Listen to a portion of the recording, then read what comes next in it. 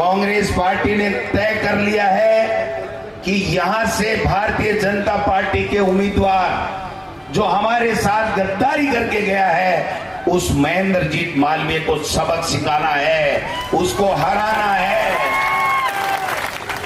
क्योंकि जिस व्यक्ति को सरपंच बनाया, पता नहीं क्या क्या बनाया, एमएलए बनाया, मंत्री बनाया है, और वो आज हमको आंख दिखा रहा है और भारतीय जनता पार्टी को गालियां देता था। कल तक वो उसकी गोद में जाकर के बैठ गया और अपनी मां के साथ में उससे गद्दारी की, अपनी पार्टी के साथ में उसने गद्दारी की है। ये चुनाव ये केवल कांग्रेस बीजेपी और बाप पार्टी का चुनाव नहीं है, ये देश का चुनाव है। बहुत सोच समझ के फैसला किया गया है। तमाम लोग एकजुटता के साथ में 26 तारीख को राजकुमार रोहत और बाप पार्टी को, इस गेडिया को जिता करके लोकसभा में भेजने का काम करें। और जो कांग्रेस पार्टी के आदेश को नहीं मानेगा वो कांग्रेस पार्टी में नहीं रहेगा। भाइयों, कांग्रेस पार्टी में नहीं रहेगा। ये कोई तमाशा है? मर्जी है तब जिसने कांग्रेस के हाथ के निशान के ऊपर चुनाव लड़ा, या तो मालवीय की तरह चला जाए, और यह कांग्रेस पार्टी जब बाप को समर्थन दे रही है तो यहां से बांसवाड़ा और डूंगरपुर में यहां से गेडीए को जिता करके लोकसभा में भेजने का काम करे। ये एक संदेश देने के लिए हम लोग आए। ये 400 पार इसलिए करना चाहते हैं भाइयों कि इनको संविधान बदलना है, आपके वोट का अधिकार समाप्त करना है, आपका आरक्षण समाप्त करना है। पूरे हिंदुस्तान में 4 जून को आप देख लेना, वो 150 के अंदर रह जाएंगे, 150 के अंदर रह जाएंगे। मोदी जी ये आदिवासी हैं जिन्होंने अंग्रेजों के सामने घुटने नहीं टेके, गोलियां खा के अपने आप को शहीद कर दिया, लेकिन देश को आजाद कराया। उसी तरीके से 26 तारीख को भाई लोगों, गेडीए के निशान के ऊपर तमाम कांग्रेस और बाप के तमाम कार्यकर्ता नीले बटन को दबा करके राजकुमार रोहत को यहां से लोकसभा में भेजने का काम करेंगे। बात चली इंडिया गठबंधन की और भारतीय आदिवासी पार्टी का अन्य स्टेट्स में भी बातें चल रही थी अलायंस करने की, लेकिन वो बात किन्हीं कारणों से नहीं हुई। लेकिन इस पंजाब के शेर ने, हमारे रंधावा साहब ने कहा कि मैं राजस्थान में मालवीय और बीजेपी को हराने के लिए मैं अलायंस करूंगा और राजकुमार रोहत को जिता करके सांसद करूंगा। ये साधारण बात नहीं थी मेरे भाइयों। ये निर्णय करना बहुत कठिन था, और कठिन इसलिए भी था कि आदिवासी पार्टी और कांग्रेस पार्टी का जो पूरे 2-3 स्टेट्स में बात चल रही थी, उसमें कई तरह की अड़चनें आ रही थी। तो ऐसे में हमारे अखिल भारतीय कांग्रेस कमेटी ने निर्णय किया कि राजस्थान के बारे में निर्णय हमारे प्रभारी रंधावा साहब करेंगे। और आप सबने देखा कि रंधावा साहब ने वो निर्णय किया कि अच्छों की पिंडली दूजने लग गई, और देश के प्रधानमंत्री को यहाँ आकर के एक ऐसे भाजपा के प्रत्याशी का समर्थन करना पड़ा जिसको जनता नकार चुकी है, उनका समर्थन करना पड़ा। यहाँ पर जिग्नेश मेवाणी जी भी, जो देश के बहुत ही होनहार नेता और जो जब बात रखते हैं तो मैं समझता हूँ कि क्रांतिकारी विचारों के जनक हैं।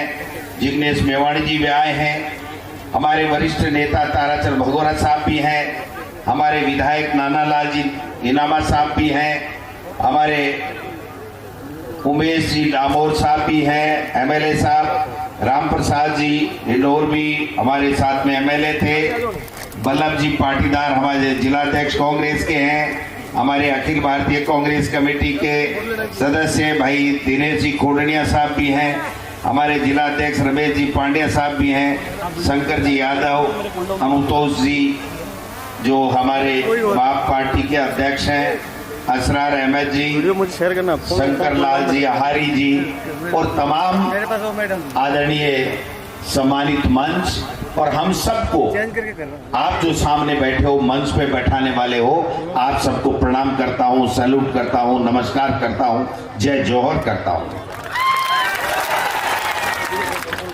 भाइयों, हम यहां 10:30 बजे पहुंचने वाले थे, लेकिन आपको तो पता है कि अभी बीजेपी में क्या चल रहा है, देश में क्या चल रहा है। रात से आए बैठे हैं मुख्यमंत्री जी और कह दिया डोटासरा जी और रंधावा जी को लेट कर दो, इनका प्रोग्राम नहीं होगा, इनकी मीटिंग नहीं होगी, इनका मैसेज खराब चला जाएगा। लेकिन उनको ये पता नहीं कि ये आदिवासी हैं, ये अंग्रेजों के सामने भी नहीं झुके, प्राणों को बलि देकर के, प्राण न्योछावर करके भी देश को आजाद कराया। ये इस बांसवाड़ा डूंगरपुर को भी बीजेपी से आजाद करा के छोड़ेंगे, आजाद करा के छोड़ेंगे, ये मैं कहना चाहता हूं। ज्यादा लंबी चौड़ी बात नहीं करूंगा।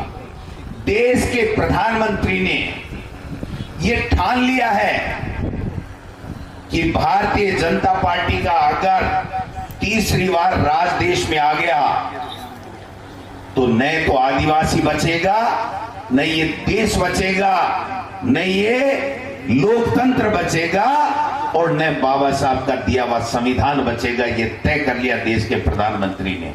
और आपने देखा हुआ कि वो जिस प्रकार का भाषण देने लगे पहले फेज में, उनकी हवा उड़ गई। वो 102 में से जहां अधिकतर सीटें अपनी मान रहे थे, 30 सीटें भी उनकी आने वाली नहीं है। और पूरे हिंदुस्तान में 4 जून को आप देख लेना, वो 150 के अंदर रह जाएंगे, 150 के अंदर रह जाएंगे। ये 400 पार इसलिए करना चाहते हैं भाइयों कि इनको संविधान बदलना है, आपके वोट का अधिकार समाप्त करना है, आपका आरक्षण समाप्त करना है। और आदिवासी कोई उन्नति नहीं कर सके, उनका बच्चा पढ़ नहीं सके, उनको कोई सुविधाएं नहीं मिले, इस प्रकार की व्यवस्था करने का ये काम कर रहे हैं। इसलिए हम लोग आज स्पेशल चला के हमने कहा नहीं आना है, क्योंकि एक भ्रांति फैला रखी है कि साहब पता नहीं कांग्रेस में क्या है, क्या हुआ, क्या नहीं हुआ। मैं आपको स्पष्ट कह देना चाहता हूं इस मंच के माध्यम से, कांग्रेस पार्टी ने तय कर लिया है कि यहां से भारतीय जनता पार्टी के उम्मीदवार जो हमारे साथ गद्दारी करके गया है, उस महेंद्रजीत मालवीय को सबक सिखाना है, उसको हराना है।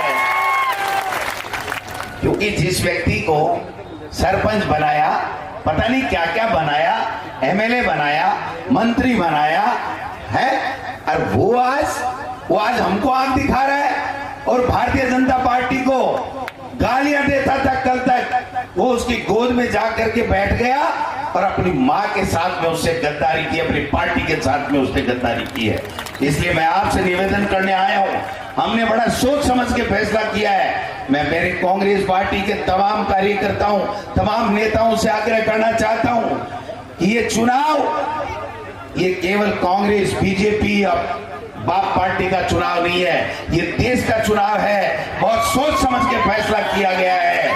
तमाम लोग एकजुटता के साथ में 26 तारीख को राजकुमार रोहत और बाप पार्टी को, इस गेडिया को जिता करके लोकसभा में भेजने का काम करें। और जो कांग्रेस पार्टी के आदेश को नहीं मानेगा वो कांग्रेस पार्टी में नहीं रहेगा। भाइयों, कांग्रेस पार्टी में नहीं रहेगा। ये कोई तमाशा है? मर्जी है तब जिसने कांग्रेस के हाथ के निशान के ऊपर चुनाव लड़ा, या तो मालवीय की तरह चला जाए। और यह कांग्रेस पार्टी जब बाप को समर्थन दे रही है तो यहां से बांसवाड़ा और डूंगरपुर में यहां से गेडीए को जिता करके लोकसभा में भेजने का काम करे। ये एक संदेश देने के लिए हम लोग आए। आज कितने नीचे स्तर पे उतर गए देश के प्रधानमंत्री, सोचना नहीं चाहिए हमको। हिंदू मुस्लिम करने लग गए कि सारा का सारा मुसलमानों को दे देंगे। मैं कहता हूं देश के प्रधानमंत्री को यहां आकर के अगर उन्होंने भाषण दिया तो हमारे इन आदिवासी भाई बहनों को क्या देंगे, ये बात करनी चाहिए थी, न कि इस देश में नफरत फैलाने की राजनीति करनी चाहिए थी। देश में नफरत फैला करके, देश के टुकड़े टुकड़े करके वो अपने सत्ता में काबिज रहना चाहते हैं, ये मुमकिन नहीं है। मोदी जी, ये आदिवासी हैं जिन्होंने अंग्रेजों के सामने घुटने नहीं टेके, गोलियां खा के अपने आप को शहीद कर दिया, लेकिन देश को आजाद कराया। उसी तरीके से 26 तारीख को भाई लोगों, जेडीए के निशान के ऊपर तमाम कांग्रेस और बाप के तमाम कार्यकर्ता नीले बटन को दबा करके राजकुमार रोत को यहां से लोकसभा में भेजने का काम करेंगे। ज्यादा लंबी चौड़ी बात की जरूरत नहीं है। बात टकेगी ये कि वह कह दिया, हमारे पार्टी आला कमान ने कह दिया कि मालवीय को जिसने पार्टी के साथ गद्दारी की उसको हराना है और राजकुमार रोत को जिताना है। आगे की गारंटी हमारी है। भाइयों, कांग्रेस के तमाम नेता और कार्यकर्ताओं को कहना चाहता हूं, मैंने इस व्यक्ति को देखा है, एक चाय नहीं पी और पूरी 5 साल सरकार बचाने का काम इसने किया था। आज ये फैसला यूं ही नहीं हुआ है। अगर ये राजकुमार रोत, ये डिंडोर जी ये नहीं होते तो 5 साल कांग्रेस की सरकार नहीं चलती है। मोदी जी और अमित शाह जी पहले ही सरकार गिरा देते। इसलिए लंबी चौड़ी बात नहीं है, 26 तारीख दूर नहीं है। देश के प्रधानमंत्री को भी जवाब देना है और इस मालवीय जी को भी जवाब देना है, बीजेपी के लोगों को भी जवाब देना है। ये जोश और जुनून बरकरार रखिए और 26 तारीख को इस बीजेपी का मोरिया बुला दीजिए, ये मैं कहना चाहता हूं। बुला दोगे? बुला दोगे? समझो मोरियो, समझे लगा तो बुला दोगे और बीजेपी को भूलेगा ना, मालवीय जी को तो मत ही भूल जाएगा। अरे बीजेपी का मोरिया भूलेगा तो मालवीय का अपने आप भूल जाएगा, ये कहना चाहता हूं मैं। इसलिए ज्यादा हमें भी जाना है, जोधपुर भी जाना है, बाड़मेर भी जाना है, रंधावा साहब को भी बोलना है। मतलब की बात एक ही है कि यहां से राजकुमार रोत जीते, इंडिया गठबंधन मजबूत हो, इंडिया गठबंधन की सरकार बने और आप लोग भी राज में भागीदार बनो, ये हम आशा और अपेक्षा करते हैं। आप सब लोग आए, तमाम मेरी पार्टी के नेता और आप सब लोग आए हो, आपका बहुत बहुत धन्यवाद। जय भारत, जय जौहर।